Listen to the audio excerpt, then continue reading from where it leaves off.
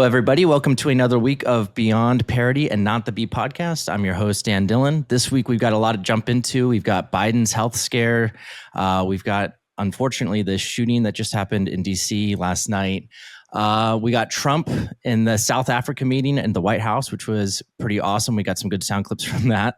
We've got the One Big Beautiful Bill passing. We've got AI takeover. We've got our headlines from the Bee Forum. And we have a special guest this week, Ian Haworth. Say hi, Ian. Thanks for having me.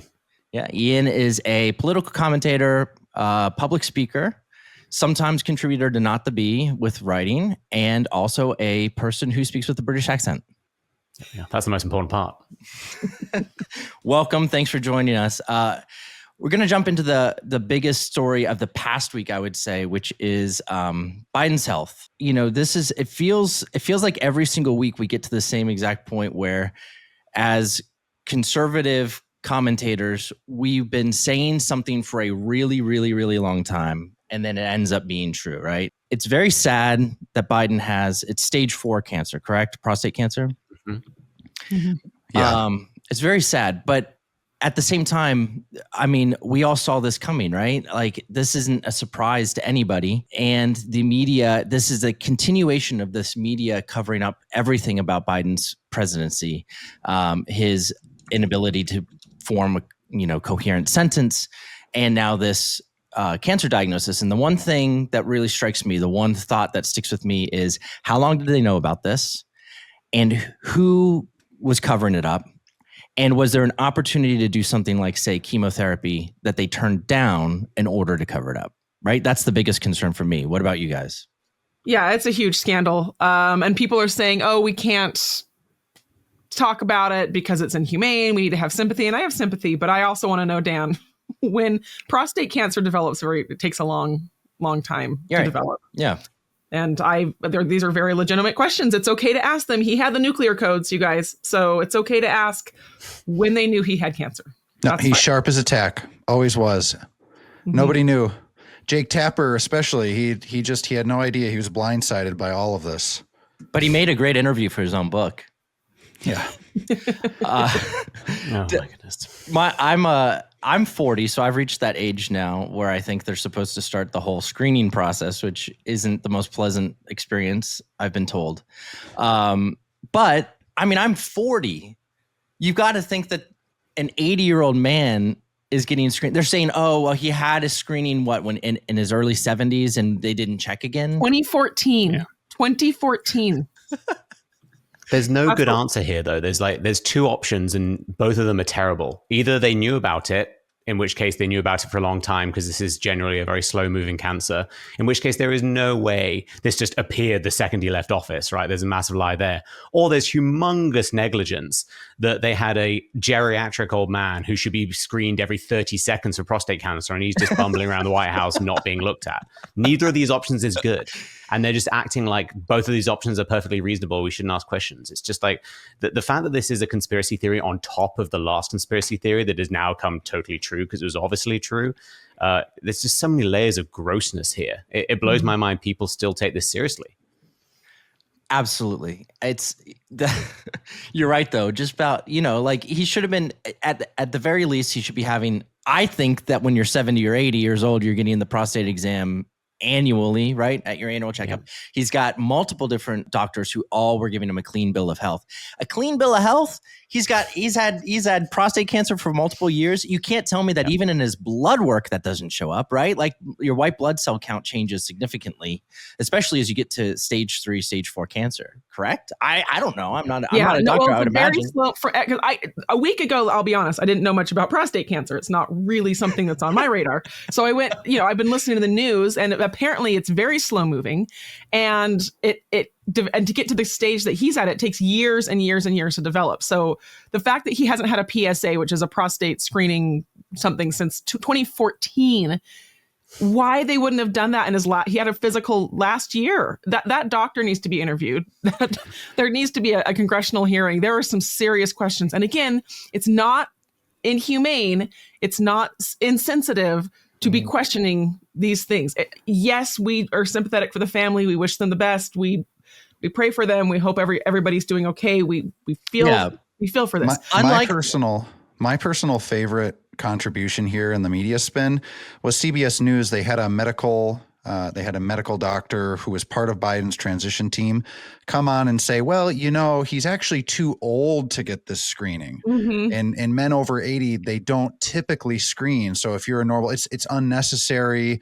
A lot of times these things can be more aggressive. So that type of early screening is sometimes dropped. And there was sort of an inference that there's no reason to have extra costs for unnecessary tests, to which everybody in the comment section was saying, all right, can we start a give, send, go here for the $50 that we need for this blood test?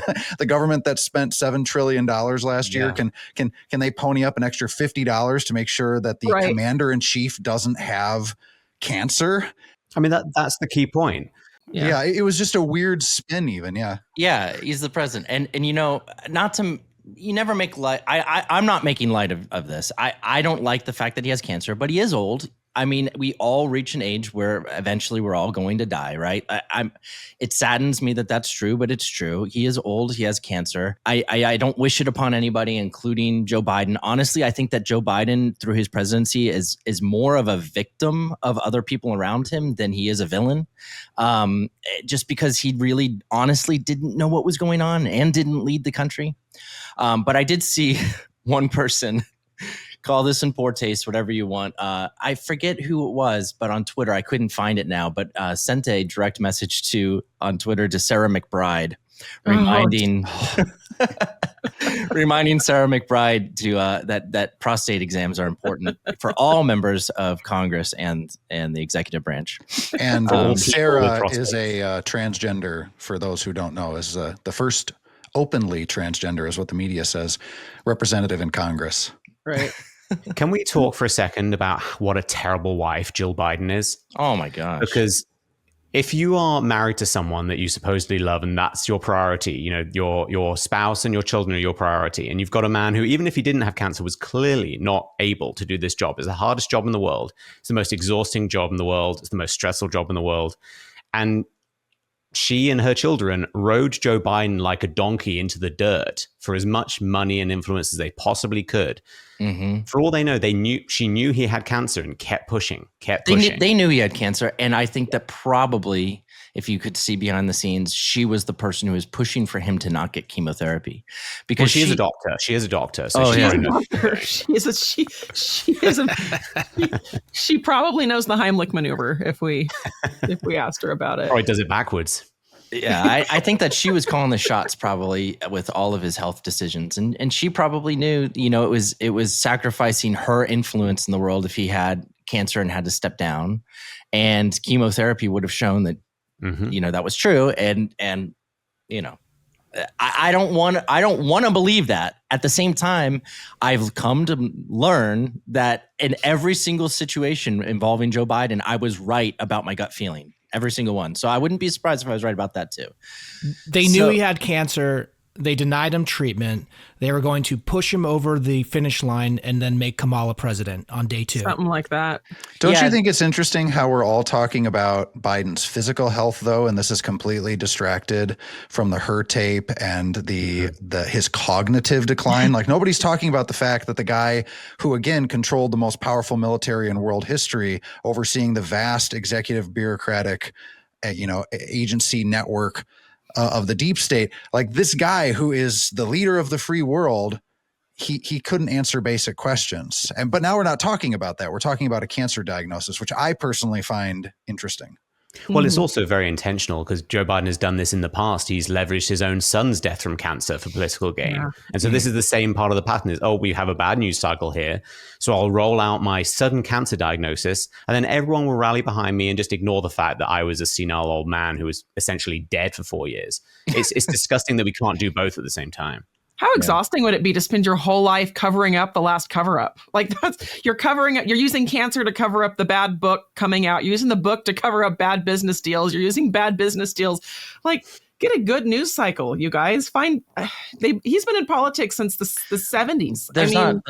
There are no good news cycles revolving around the Biden family. Oh, that'd be an exhausting way to live. Speaking of not good news cycles, we have another very sad story this week, which we've just learned about. Most of us woke up to this news or saw it kind of late last night. But two innocent civilians, well, not civilians, but two innocent people were just shot down in Washington, D.C. last night. They were Jewish, and they were shot by a man named Elias Rodriguez of Chicago.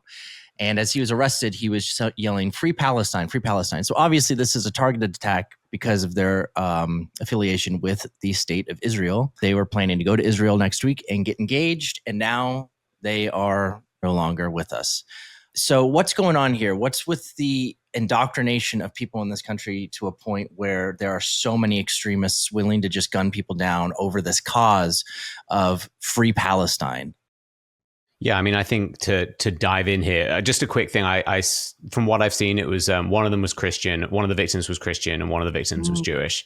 Not that matters. No, it doesn't. It doesn't matter. But it does to some people, and I think that's part of the problem here is that we've seen the prevalence, whether it be the influence of Qatar and American universities, the influence of the people on both sides of the political aisle spewing really absurd Nazi-level propaganda about Israel because Israel is the one Jewish state in the world. That's the only reason people care about Israel.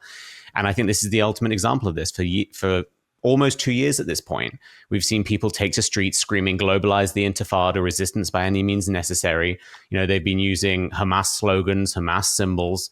Hamas is motivated by the eradication of all Jews in the world. And so obviously things like this are going to happen. I think it'll be unbelievable if more things like this don't happen. I think it's great that the Trump administration has come out against it, but this is the natural outcome of this.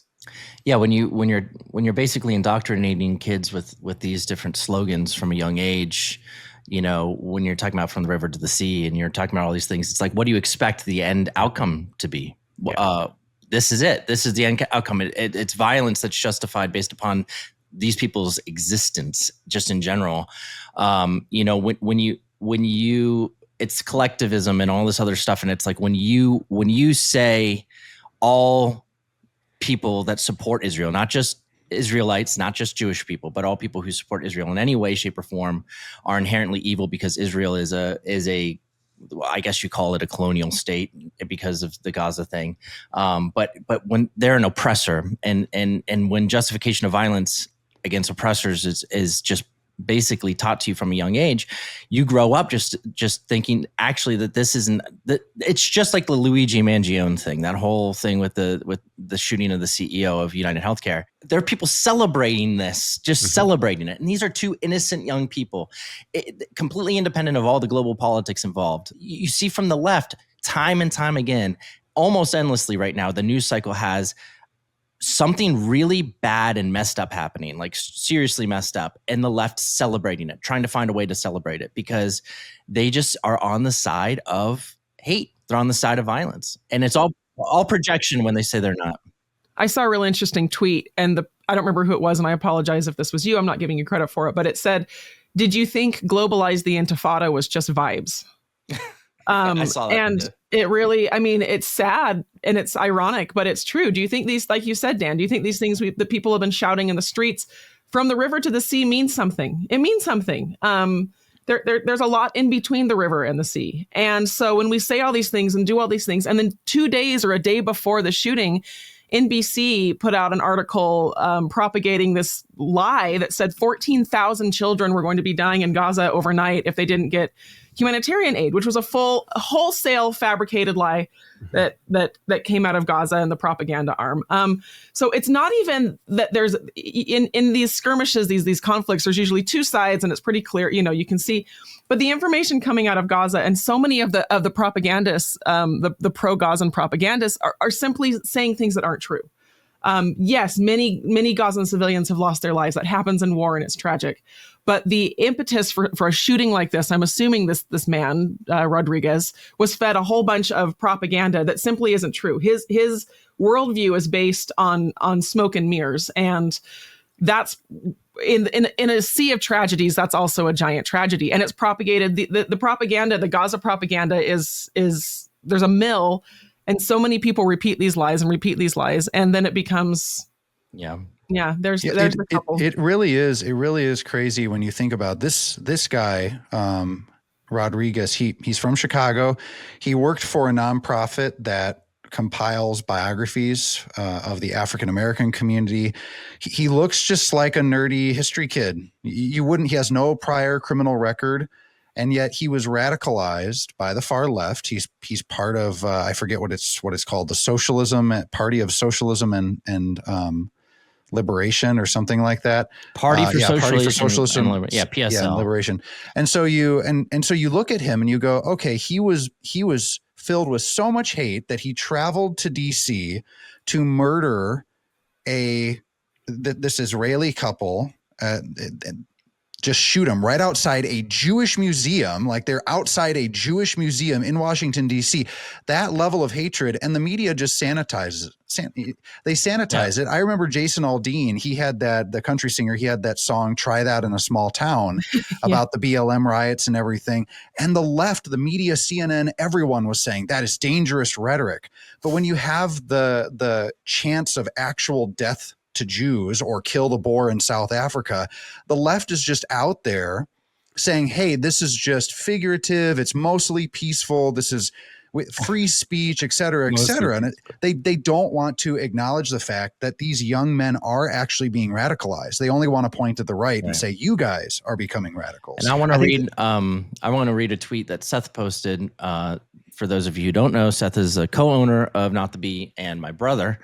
And the responses to this are so telling, but Seth said this to those who aren't watching. I'll read the tweet. It says, collectivism kills.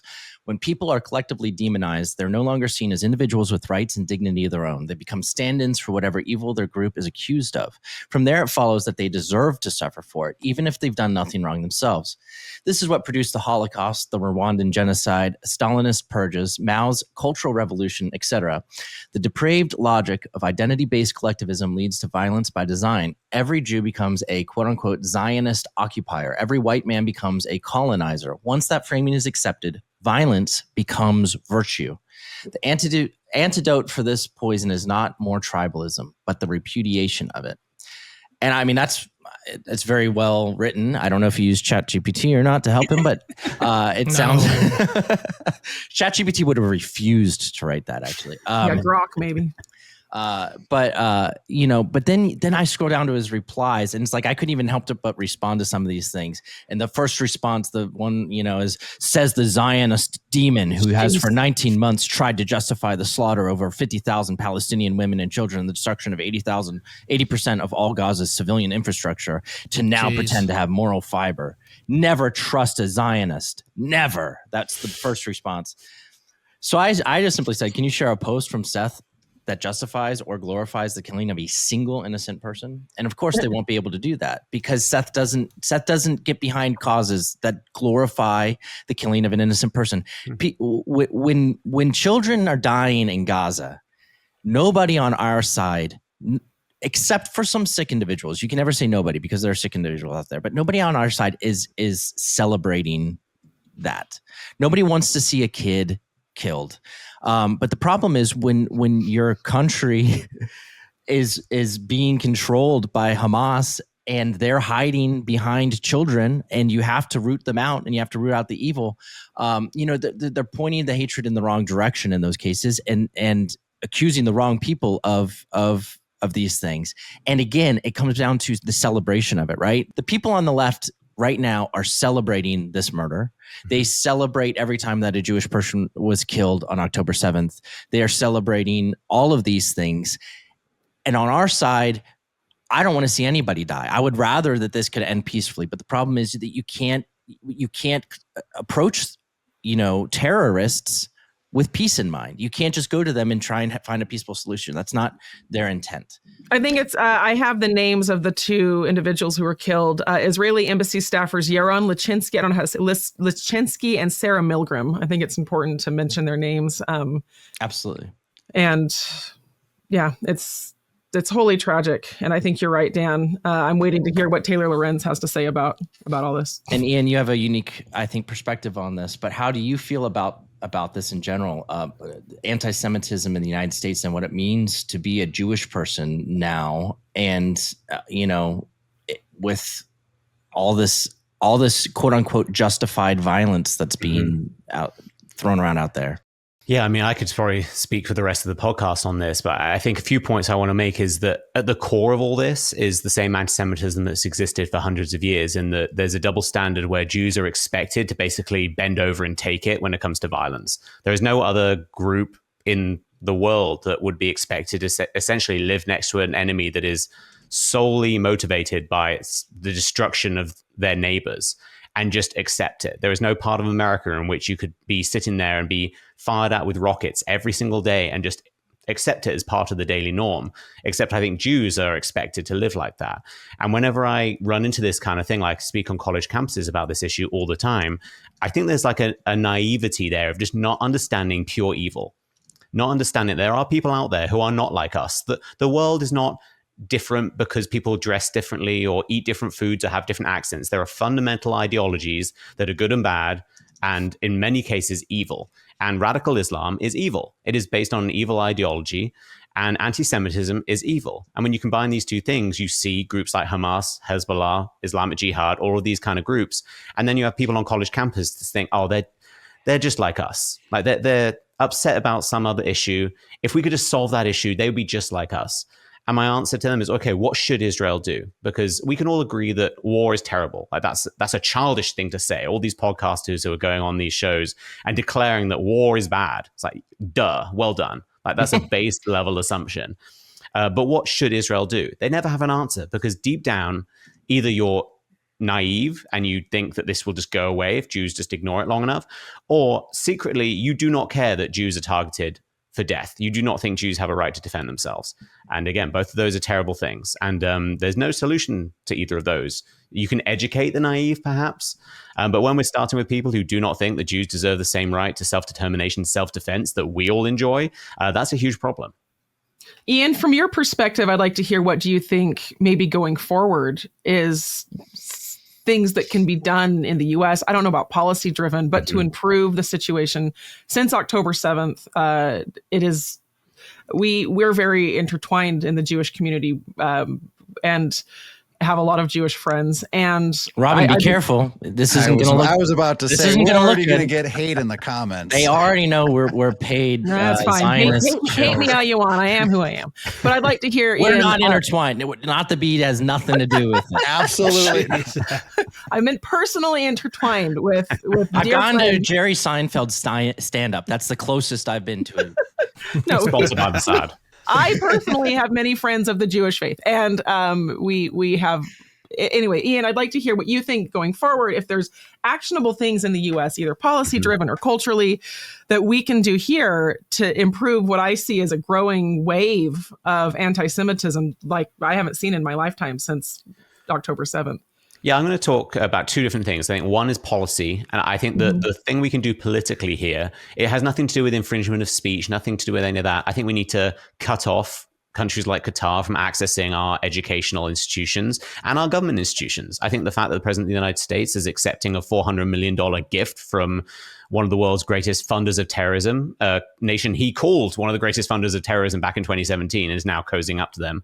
I think that's a massive problem. People talk about the influence of AIPAC on American elections and things like that. If you have a problem with that, but you don't have a problem with Qatar putting many more billions of dollars into American institutions for years, then I think you have a little bit of hypocrisy there.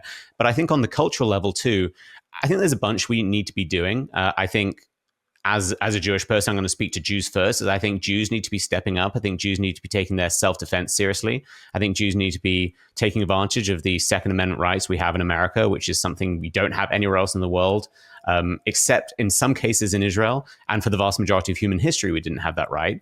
And so I think Jews need to be taking the threat seriously and arming themselves and learning to defend themselves.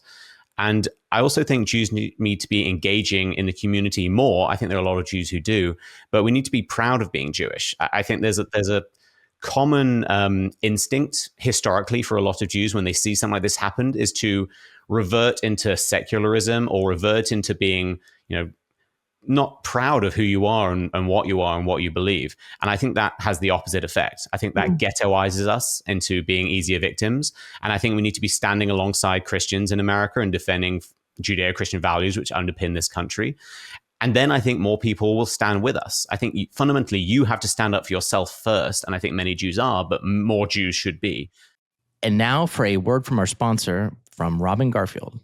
Yeah, we have such a wonderful sponsor for our podcast. We really appreciate Grassi, Graasi, sponsoring us as the refreshment you didn't know you needed. Boost your immunity naturally with Grassi organic barley water. Loaded with vitamins, minerals, and antioxidants, Grassi is the original wellness drink and MMA sponsor equipped to help detoxify your body and keep your digestion on point. And with 5 kids, I can tell you getting vitamins in kids is not easy. So Grassi is such an essential product.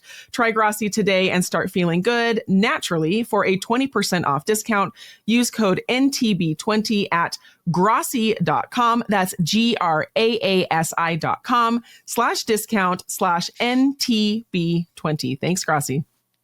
Let's talk about the Kanye thing, right? What do you think that the proper response from society and government and everything should be to Kanye? Because at not to be in the Babylon Bee, for the most part, like we've really always championed free speech. Mm-hmm. I don't like it when people try to call everything hate speech and therefore get it shut down. Us just simply referencing somebody's biological sex can be considered hate speech by some. So I've always shied away from supporting anything that shuts anybody's free speech down for any reason. But now he comes out with this song. I can't even say the name of the song because it's 2 phrases that you're not allowed to say both back to back. But everybody knows what I'm talking about. What do you think about that? What do you think about what would you prefer to see as the response to that? Would you want his voice silenced, or do you think that bad ideas die in daylight? Yeah, I don't think either is true. So I don't think it should be censored because I'm a free speech absolutist, and free speech includes terrible people saying terrible things. It's not, as long as it's not, directly illegal, like a direct incitement of specific violence, for example, which this song is not. It's certainly eliciting one of the biggest, if not the biggest, genocide in human history. But that's not a specific incitement of violence. So I don't support it being banned. But I also don't think it's true that putting bad ideas out there will always necessarily mean they get shut down by the town square mentality. I don't think that's true, because you look at human history, bad ideas do spread. They do ferment. It's not always true that you put good ideas and bad ideas out there, the good ideas will always out. America is the exception, is not the rule. Free speech is the exception, is not the rule. All of these freedoms we enjoy are exceptions, not the rule.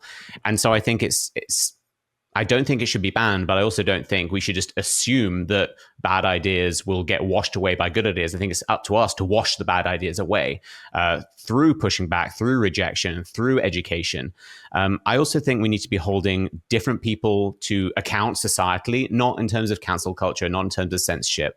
But for example, I care far more when someone like Russell Brand or Joe Rogan is essentially defending Kanye West, or to some extent endorsing what he's saying. Like Joe Rogan on his latest podcast on this was saying that essentially this song being banned is kind of proving Kanye West right, in that Jews do shut down speech and that you're not allowed to talk about the Jews. But Tony Hinchcliffe made a joke about Puerto Ricans and no one cared, as if there's any difference between the Holocaust and a single uncouth joke about Puerto Ricans. Mm-hmm. And so I think it's up to society, I think, to hold these people to account in terms of, we all agree there are set behaviors.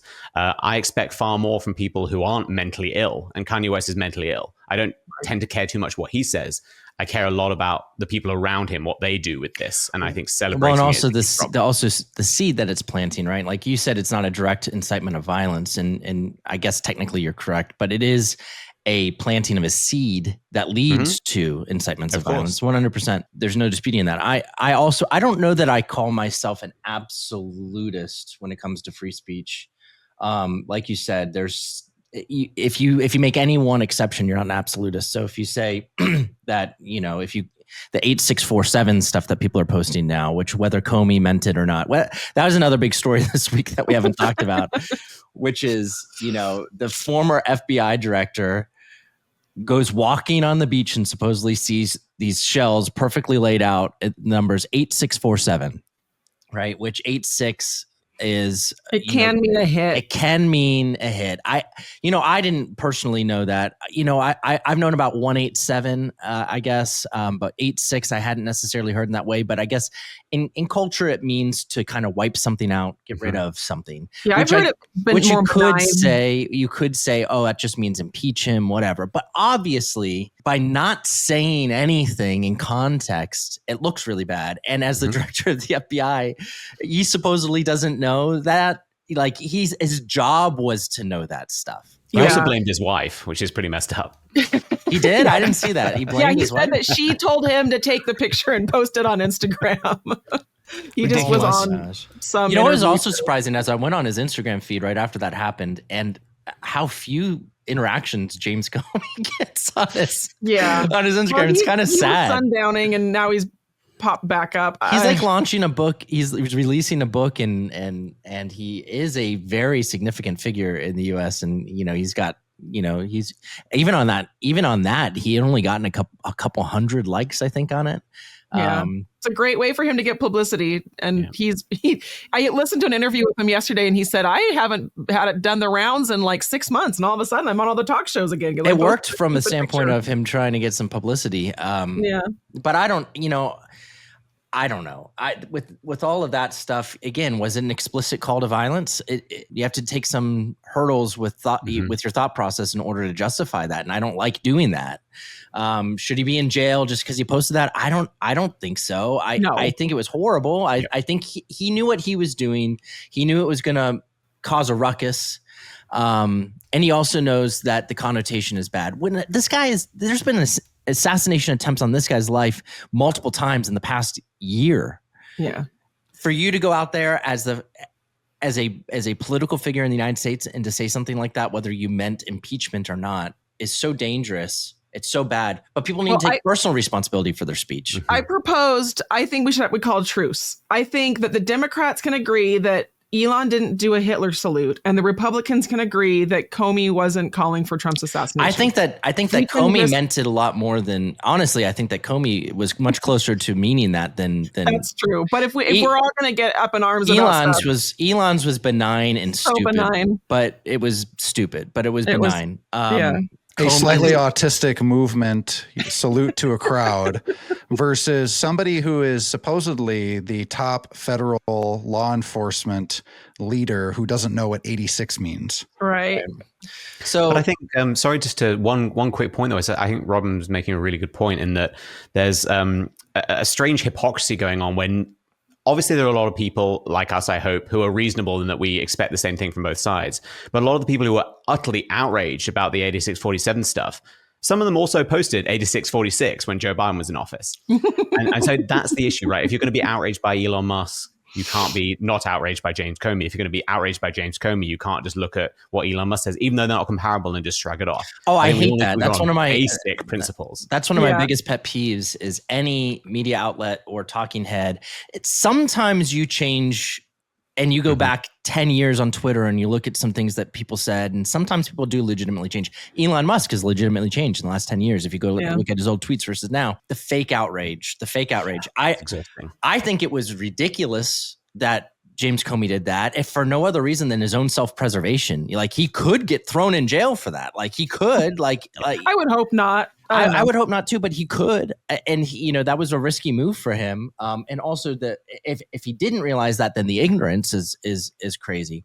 But to get so worked up about this, but then also then have posted a year ago 8646, it's like, and that's a microcosm of how the internet is, right? That's especially Twitter. I respect you guys that have a Twitter following, because I say too many dumb things to have a paper record of, like a digital record of all of the stupid thoughts that I have in my head.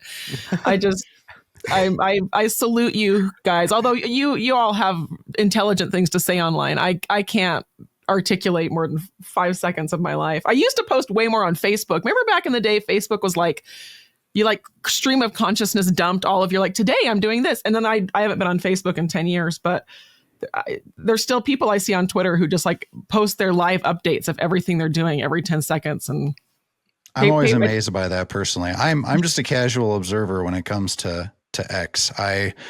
I don't sit X. and I keep saying post Twitter. I'm sorry. I mean, it is still Twitter, but now we're supposed to call it X. But I do watch. Yeah, it'll be like, this morning here's the cereal I had for breakfast this morning. I'm like, I'm fine with, you can have some good commentary, some funny thoughts and stuff, but there's a little bit too far. Come on, this isn't Instagram. People. Speaking of commentary and funny thoughts, our clip of the week this week is actually 2 clips. It relates to Marco Rubio. I almost said Senator Rubio. That's actually one of the jobs he doesn't have. He's got like 18 jobs, probably working as the White House gardener too.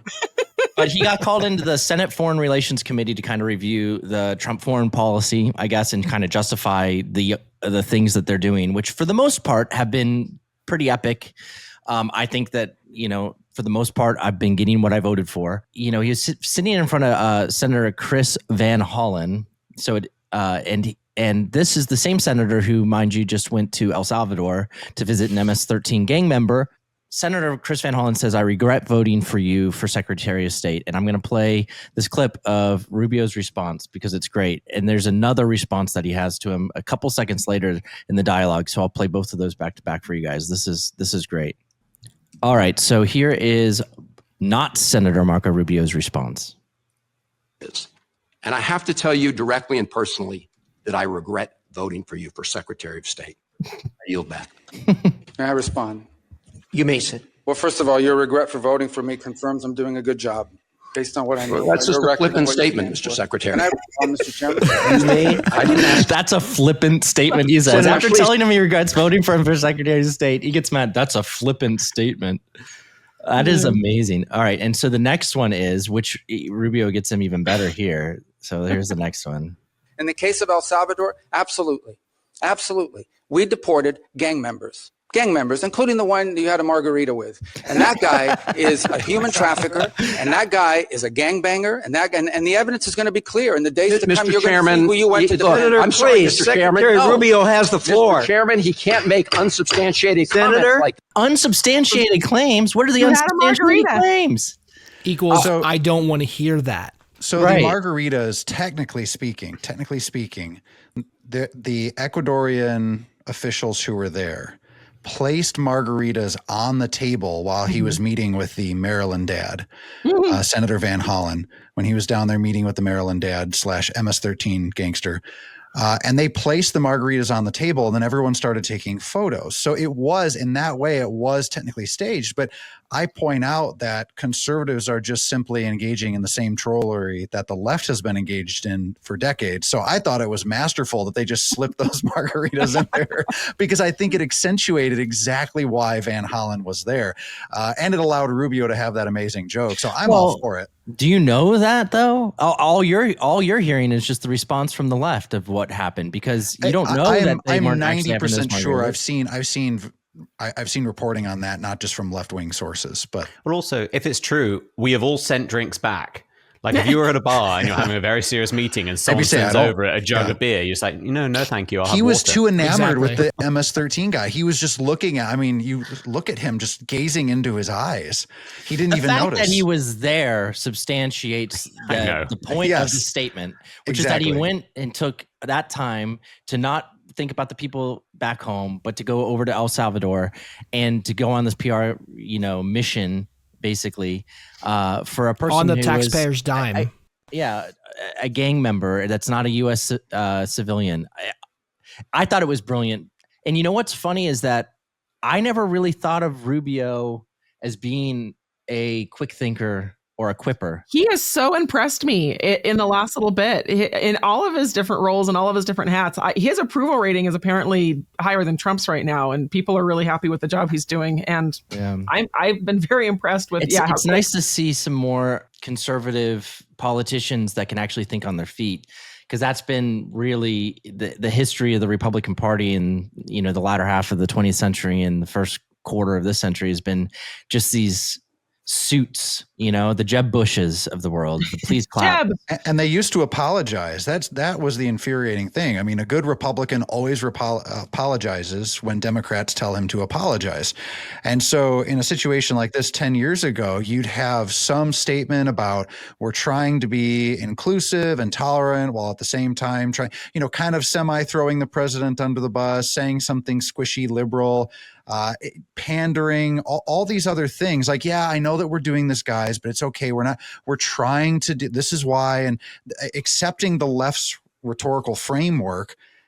They're not doing that now. Now they're just like, no, this is what we're doing. We're actually going to deport more people, and you guys can just. I think JD Vance has given birth a little bit to this movement of quick thinking and being articulate and fighting back. He's such a bulldog, and I when he was first chosen as Trump's VP pick last year, I was a little skeptical, but man, he has really lit a fire under a lot of these guys, and I've been very impressed. So I have one more. Speaking of quick quips, Donald Trump.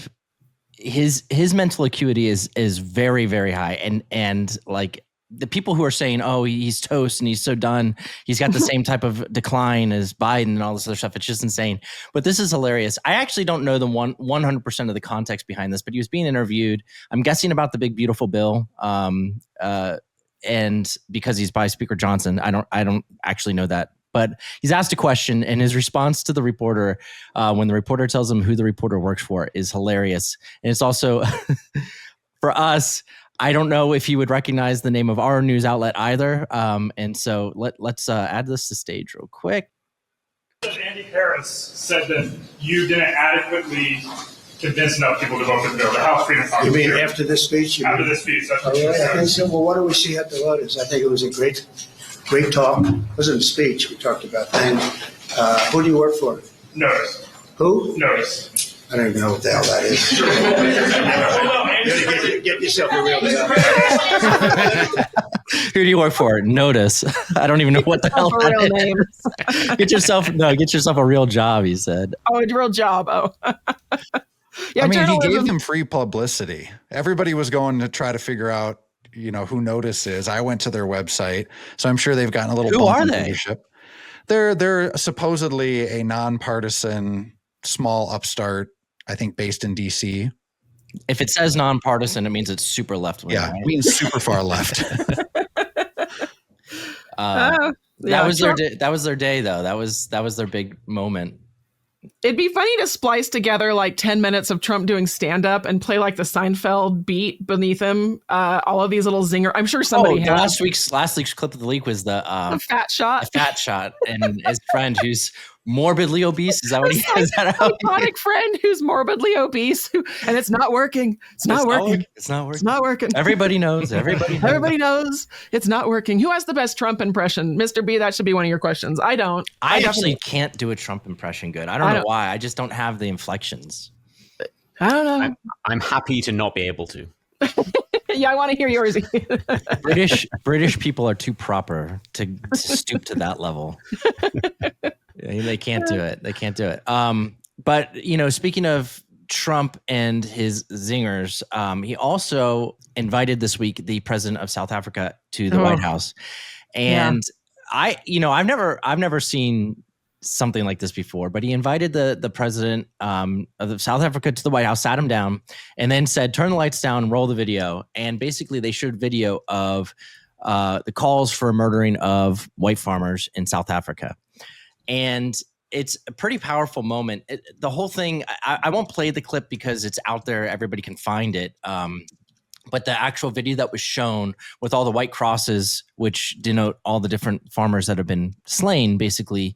And then this idea that there's not some reason for South Africans to seek refuge in the United States is being proliferated on the left. Basically, they don't like these refugees because these refugees are probably more likely to be conservative, and also they're white.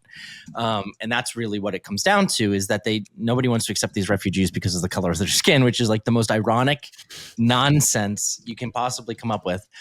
But what really stuck with me about this story with South Africa and the white genocide that is, happening there, is the way that in lockstep, every single major news outlet, if you go and you look at CNN's story, the AP's story, Washington Post, they all said the exact same thing. Basically, their headlines were all framed to say, Trump invites the South African president to the White House to be sabotaged with unsubstantiated and baseless claims of white genocide. Basically, all of them, every single one, all the way down the line. And they're just minor variations of that same headline. And it's like every single one on X, at least. I don't know what it's like on Threads. I don't know what it's like on different social platforms. What is a thread? At least on X, they got demolished. All of these news outlets, I mean, the ratios, the number of comments to likes was out of control, with people just being upset because this is the type of gaslighting that we've suffered through for the last 10 years now, since Trump first went down that escalator, right? This lockstep gaslighting has got to stop, because this is not unsubstantiated. For God's sake, he showed the video of people calling for the death of white farmers. Right. It's not unsubstantiated. You could even say, if you wanted to, which I also think would not be true, but you could say exaggerated. You could say that if you wanted to, right? But unsubstantiated? Well, this is the problem. I've been a journalist for 20 years now, and I've worked in many different newsrooms and news outlets. And all you would have to say is Trump's claims that some say are unsubstantiated. You just qualify the word. But when you put the word naked in a headline, just out there, your news agency is now taking that stance. You are taking that stand. And I made this point back when Trump questioned the 2020 election. There's a lot around that. And at the news station I was working at the time, we kept saying Trump's baseless claims of election fraud, Trump's claims without evidence, And I brought up the point, hey, we just need to say, some people say that his claims are baseless, or some people say, and qualify it. Once we put that word in there without qualification, we have taken a stance on it. And we've lost that. We've moved away. And what these outlets don't realize is they just reduce their credibility every time they do this. It's okay to have a debate whether or not what's going on in South Africa. I don't know as much about what's going on in South Africa, but to take a stance as an outlet and say baseless and unsubstantiated, you are putting yourself in as the voice, as taking a stand on this. And we call them weasel words, or there's a whole bunch of different terms in journalism of words that you just don't use in headlines without qualifying them. Mm-hmm. These are also the same outlets, though, that will quite happily declare that there is a genocide going on in Gaza. And if you do not agree that there is a genocide going on in Gaza, you support that genocide. Right. And so if we're all going to agree on what is and isn't a genocide, then perhaps we should not also apply that to when we're talking about Jews. It would just be a nice little detail to throw in. You'd think. Be really nice if we had any sort of journalistic standards whatsoever. Genocide's become one of those words that's just used so improperly, so frequently that it doesn't have meaning anymore. Racism, genocide. I mean, people just misgender people, and the response to it is, that's genocide. Literally, I'm not even making that up, because they're saying, well, you're killing the person's soul or something like that. You know, like it's like, right. It's like, I don't know. Yeah, redefinition of terms. That's Big Brother stuff right there. That's some. But they're diluting these terms to the point that they have literally no meaning anymore. Literally no meaning. So let's go to our next segment, which is called this is a favorite of mine, Blue-Haired Breakdown. And it was tough to choose one this week, but there were a lot of them. There were a lot. We actually have an article on Not the Bee this week. The title of it is just one morning, I found 5 videos of people you won't believe are real. And it's actually just 5 of those videos. And I'll leave that to you guys to go watch those 5 videos, because it's a great collection of blue-haired breakdowns, basically. My favorite was the Kashmiri Muslim trans woman. Disabled. Speaking in England. Ian's home country. Oh, yeah. And also disabled. Yeah. Here, I'll pull that one up real quick so people can just see this person. I'll share this. I just loved it. It's like the perfect poster child for intersectionalism. I mean, just amazing. Check a lot of boxes there. You're checking every single box. I don't know how you get more woke than that. Here, challenge accepted. Here they are. I stand before you all as a proud Kashmiri trans Muslim woman. I'm disabled, and this state hates that.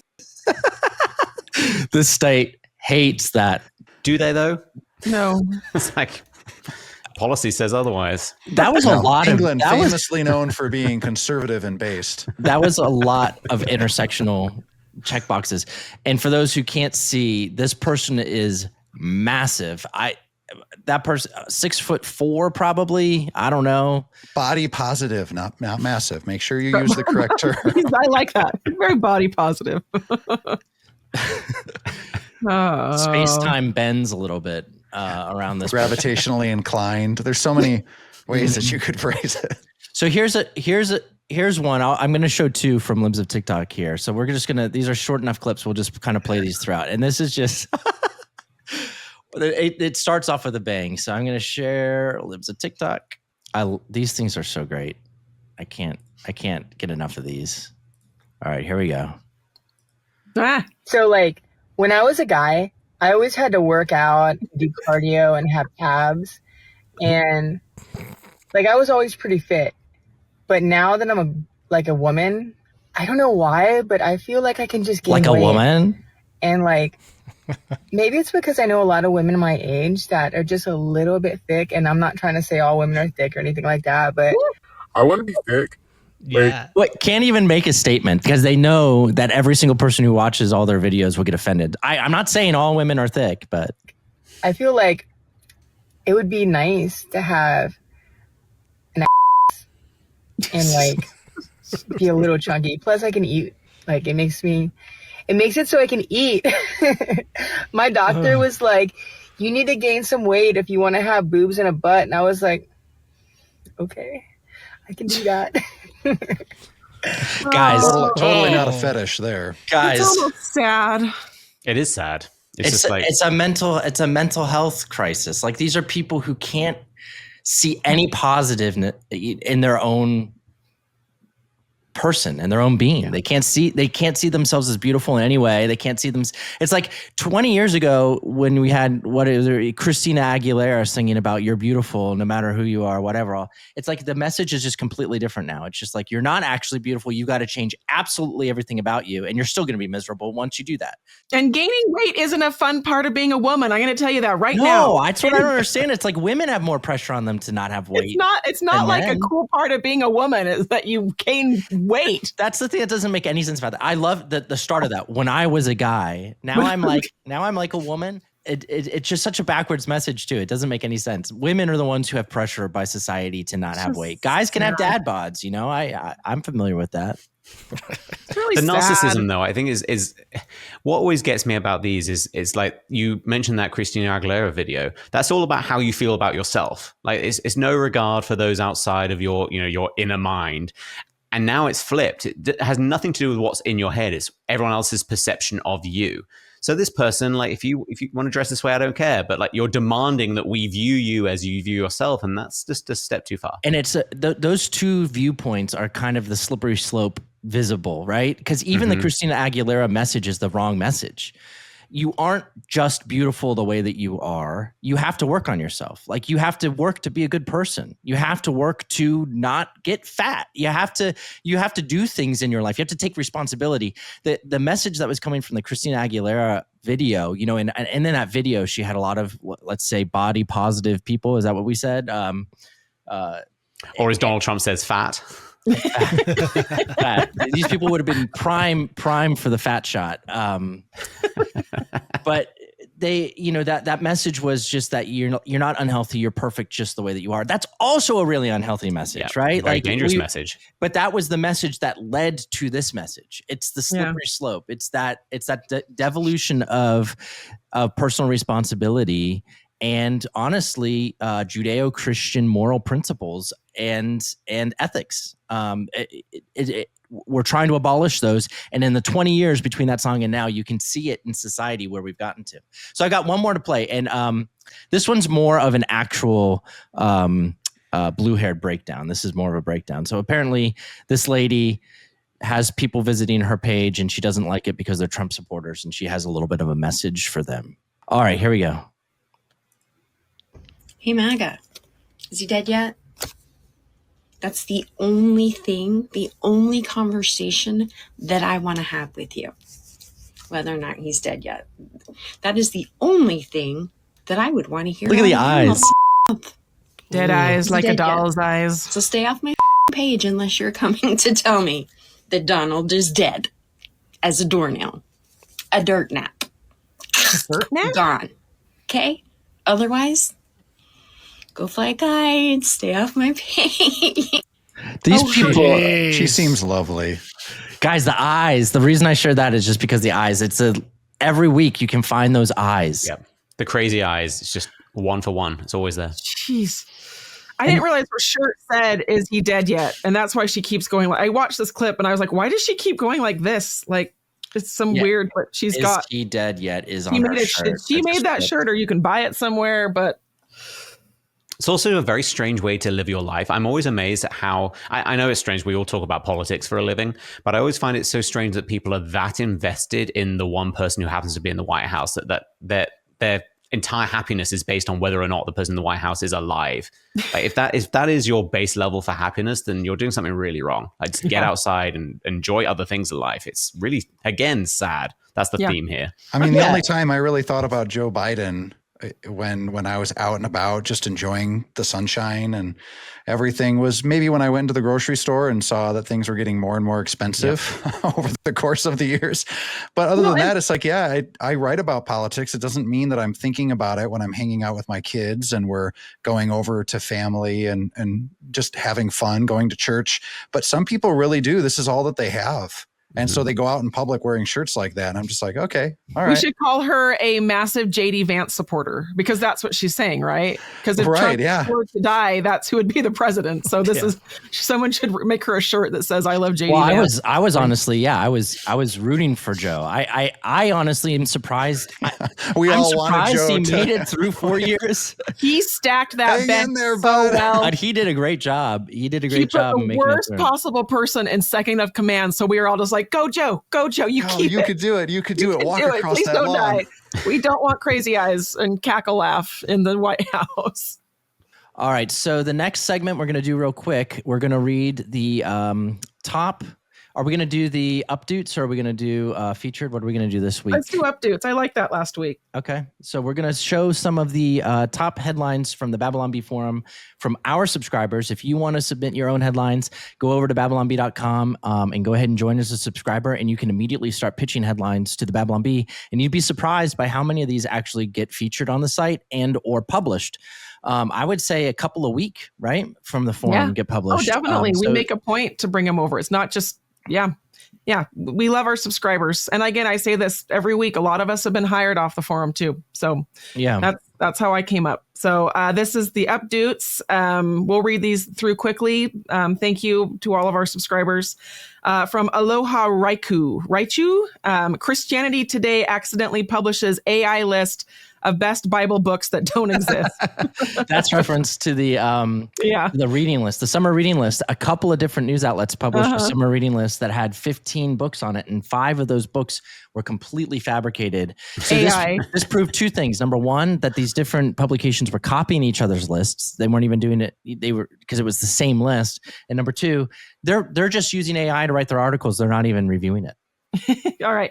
David Johnson. After months on the dating market, man finally puts himself on clearance. A lot of people need to do that. People need to do that. No kidding. There's a bloated self-worth out there. At Tyler Montgomery, scientist has sinking feeling he left particle accelerator running. That's great. You guys are smarter than I am. You guys are so clever. At the Big Freeze, cancer terrified to be diagnosed with Biden. Oh, that's dark. Oh, that is dark. Okay. Castle Bravo. Mary Todd Lincoln reveals President Lincoln has a previously undiagnosed head wound. We actually published something similar yesterday that was just about the Epstein. We said CIA says Lincoln must have killed himself. The joke has to make full sense though, and that doesn't make any sense because you couldn't have anyway. Yeah, I know it's humor, but it still has to make sense. All right. At Skull Crazes, total liar of a web page asked if you'd like to stay signed in. Those buttons are placebos, by the way. I mean, I'm a web developer, and I know you can hook some functionality up to those little buttons that say stay signed in, but nobody ever does. It's just like it comes like with the templates for websites and stuff. And then developers just never actually do anything with it. It's 100% a placebo. It's just to create a Pavlovian response. So we get used to clicking on things. Exactly. Yeah. All right. At M5 Studios, White House hosts briefing for Bring Illegals to Work Day. Oh, because they just had Bring Your Child to Work Day.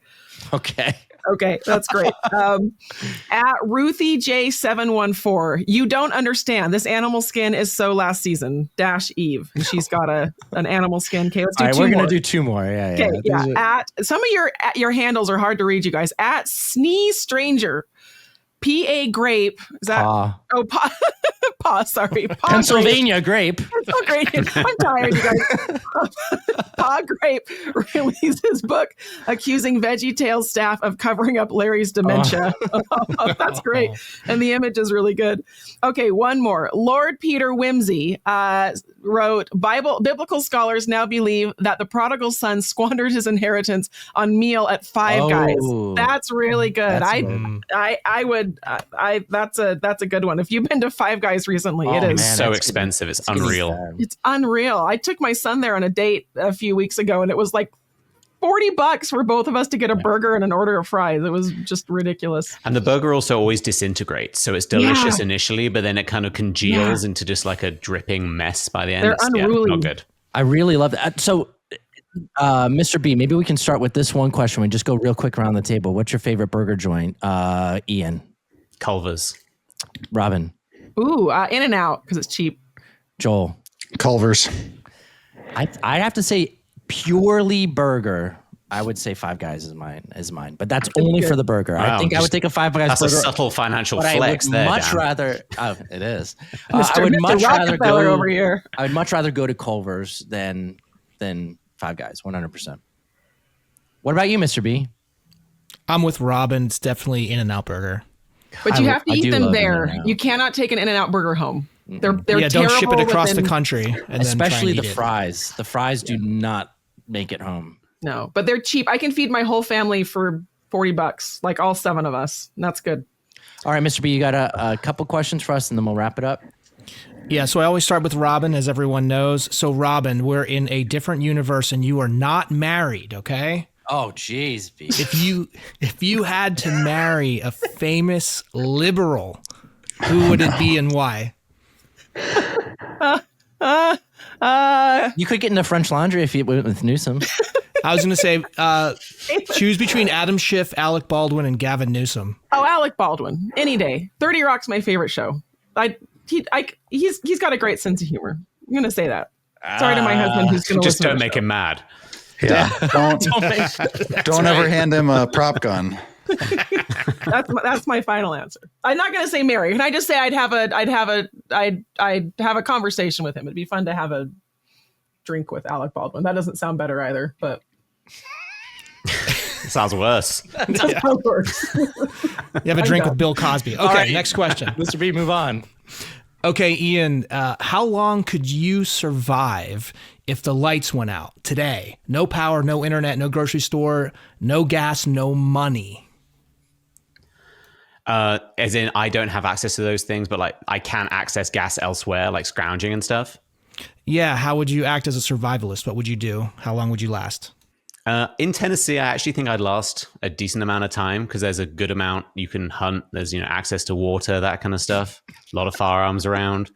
I think I could make it until my health gives out, which will inevitably happen. Whenever you watch The Walking Dead, no one ever dies of like a tooth infection, but I'm pretty sure that would happen within a year. So I'd make it as long as health allowed.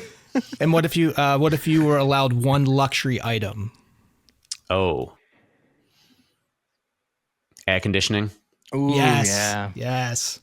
I wouldn't last Best very long invention without air in human conditioning. history. It would be interesting. It would be an interesting show to have a British Jewish guy wandering around a post-apocalyptic Tennessee. It'd be like a very strange combination of Walking Dead and Curb Your Enthusiasm. I think it'd be fantastic. Oh, that's great. Ian, I'm gonna ask you another question since you're the special guest. Do you have a movie that you quote too much? Oh. And give me a couple quotes. I quote, "Don't mess with a Zohan" a lot. Oh, that's always a good one. I mean, that makes sense. Any Will Ferrell movie as well. I think it's just so quotable. What's your favorite Will Ferrell movie? I think Elf. Oh, Elf is great. Mine is definitely. You also got to remember, I didn't grow up watching any of these, so I experienced all of these as an adult, which is a very different thing. But Elf is very quotable. Very quotable. You sit on a throne of lies. Step Brothers too. Step Brothers is hilarious. I know him. Step Brothers is the best Will Ferrell, and honestly, I haven't seen Step Brothers. It's because I actually think that of that type of humor, I think I actually like John C. Reilly the most, but he's kind of the unsung hero of all of those movies. Talladega Nights, Shake and Bake, and everything like that. He was always the sidekick in real life too. We watched that last weekend with my older boys, and they loved it. John C. Reilly is actually a really good actor. He is. He's been in some serious roles, and he's fantastic. He was fantastic in Chicago. Probably his best role. All right, final question, and everyone gets to answer this. How many hours a day do you spend on your phone? Well, you can look, right, with the activity monitor or whatever. Do we have to? I think that all of us probably to a certain extent are going to be skewed high, at least me, because I have to be plugged in. I have to know what's going on. Joel definitely does too. But I think, Joel, you do a pretty good job of kind of putting your phone down right at the end of the day. Yeah, most days, unless we have breaking news in the evening and stuff like that, it's hard because sometimes you have to keep one eye on things while you're trying to be with your family. But yeah, you put it down, you say, all right, this is a no phone time. But yeah, I'm on my phone, or at least my computer, more than probably the average person. It kind of just comes with the territory. What's it called? You can go to screen time. Screen time. My daily average is 325. Oh, that's pretty good. I was going to say 6 for you, Dan, if I had to guess. And what about you, Ian? I'm 4 hours and 44 minutes, but I don't think that includes computer time. And that's... Oh, that's true. I spend a lot of time on the actual computer. Yeah. I'm a Twitter on my computer user. I have an Android. Digital well-being. Today I've been on my phone for 2 hours already. But I think that's because stuff runs in the background. So, it says, yeah, like I probably average about 2 to 3 hours a day because I do all my work on my phone. All over Slack. Yeah, Robin is that one that I avoid sending text messages to the group because they're going to be green. I hate that so much. Because I'm an Android? It's really bad. Someone buy her an iPhone. And then it has to tell you, Robin, ha-ha'd at your previous message. And then really? I've never seen the other side of that. Of course, iPhone's getting worse and worse by the year. So I don't know. The gap is closing, I feel like. Yeah. I'm a little bit less judgmental than I used to be. Yeah, and now OpenAI, for those who know, just got Johnny Ive. Is that how you say his name? Johnny Ivey, whatever. Not sure. He was the designer for Apple for so long that brought a lot of their beautiful products to life, and now he's working with the evil empire, OpenAI. What could go wrong? What could possibly go wrong? And now, yeah, he's got the British accent too, just like you. It sounds, he can be the perfect villain. We do make very good villains for many reasons. Mm-hmm. But you don't drive Jaguars anymore because those are gay now. I don't know. So the old ones are pretty great. The new ones, maybe. They are. A true villain, though, drives the Aston Martin or the Bentley. The Jaguar is like the entry-level bad guy. Mm-hmm. That's true. I would agree with that. All right. So on that note, thank you guys for joining us, guys and gals. Got to be inclusive. And we will see you next week on Beyond Parody.